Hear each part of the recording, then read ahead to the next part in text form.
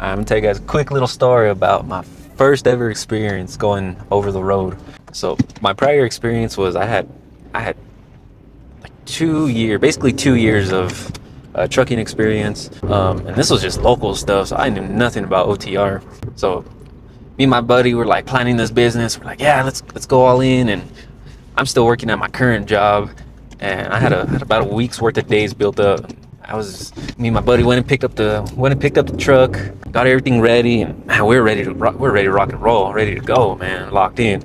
And my buddy's like, yeah, man, I'm booking you this load. Mind you, never been OTR my whole life, and I'm from New Mexico. I've barely even left the state, you know. And my buddy's like, yeah, I got you this good paying load, and it's going to New Hampshire to a Walmart. Like, New Hampshire, and I'm like, I'm stressed out. I couldn't sleep the whole night. And I told my buddies at work, I was like, yeah, I might see you guys again, might not. Well, and I'm never seeing any of those guys again. I see them around town here and stuff, that's it. So I called up my boss, my supervisor. I'm like, hey, man, I'm gonna use the rest of my days. I don't know if I'm gonna be back or not. So I never told these guys I quit. I just never showed up again. And it was whatever. So the load was picking up in Dallas, Texas, and it was going to New Hampshire. So I deadheaded like 750 miles to go pick up this load.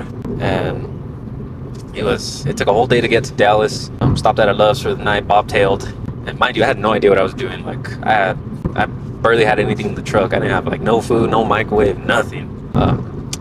And this was a power only load. So we sent it to New Hampshire, not knowing nothing about truck driving, like nothing about over the road. Anyways, I had no idea how this truck was gonna pull or anything. So I was super nervous. Anyways, I did pretty good. Picked up the load in Mesquite, Texas. Drove all the way to New Hampshire. I knew nothing about the East Coast. I didn't know how bad the truck parking was over there. I didn't realize how bad the drivers are over there. Anything. It was horrible. So finally get to New Hampshire.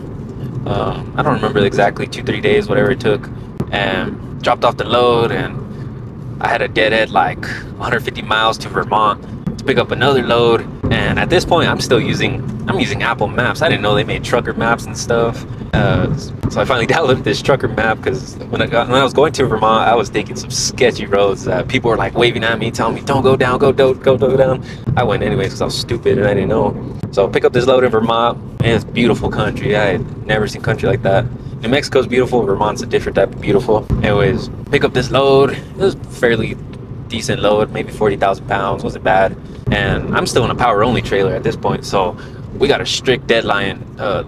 We got a strict deadline to get that trailer back into Texas where I picked it up at, and pick up this load. And we made it somewhere in Kentucky. It was outside of Nashville somewhere. And by this time I didn't know really how the ELD worked or anything. So I'm like stressing if we even got the hours, and we didn't know how to roll the clock, and it was stressful. I knew nothing. And I'm an owner operator at this point. I didn't know anything. I went into everything blind. Yeah, I watched some YouTube videos here and there, but that was it. We get to like Kentucky, and I get this check engine light. I park up because I ran out of hours. I parked up, and it was so hot there. I had left my truck idling for like maybe an hour or two, and I never leave my truck idling. So even when I started, I knew not to really leave your truck idling. It's just not good for your engine. I left it because I was so tired. Took a nap, left it idling for like an hour or two, and I had an EPU. I had no idea how to use it. No idea how to use this EPU, which I'm kind of stupid. I should just start pushing buttons. I didn't do that till later on. Anyways, I left the truck idling. When I woke up, I had a check engine light, and it was like idling so rough, and it was just bad. I looked up the code it was shooting out, and my fuel injector, one of my fuel injectors went out. I believe it was the third fuel injector went out. And mind you, at this point, we had poured everything into this business. Like, I think everything with the truck, all the costs, we were like $36,000 in or something. And we sent it up to New Hampshire with, I believe, like $2,000 in our pocket. Like, it was rough. So anyways, we're like, okay, that's not too bad.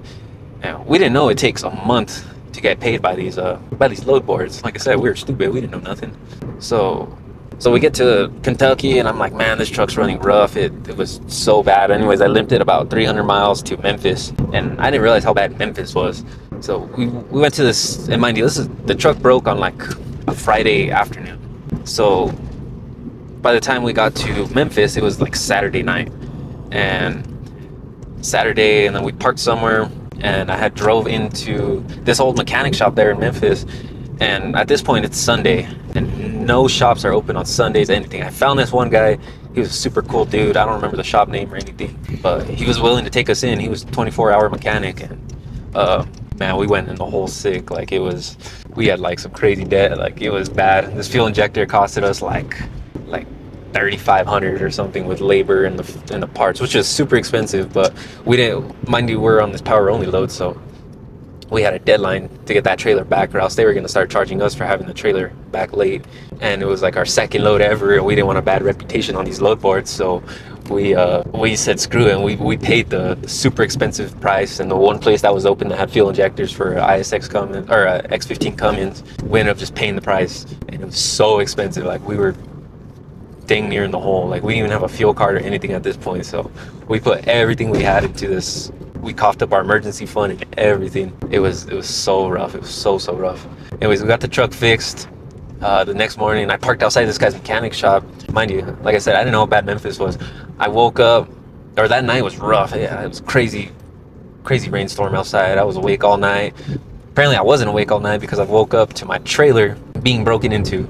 So I woke up, I was freaked out because the seal was gone, everything. And we were hauling these big old pallets of calcium dust. So, I mean, to us, well, you can't really steal that, basically. You just can't steal that. Like, somebody sees that, they're like, what the heck? Like, they're not doing anything. It's white powder. You don't even know what the heck it is. So I was like freaked out, and I woke up, and yeah, we got jacked. I got jacked. My second load ever, OTR. I didn't realize how bad Memphis was. Got our trailer jacked. It was crazy. But anyways, we ended up being right on time for our appointment with that calcium load. And I pull up. It was a decent dock. Wasn't too hard to dock into. And then they're like, yeah, you need to slide your tandems. I'm like, slide my tandems? Like, what does that mean? Again, I'm new to OTR. I didn't realize. I went from end dumps and valley dumps. I didn't realize that dry van trailers, your tandem slides. So I'm like, this guy's telling me to slide my tandems. I'm over there trying to YouTube a video how to slide tandems because I knew nothing, like absolutely nothing. And it was a crazy experience. Like, I learned so much and realized now that I look back on it, like, just how stupid I was for just full sending it like that. You know, it was a crazy experience.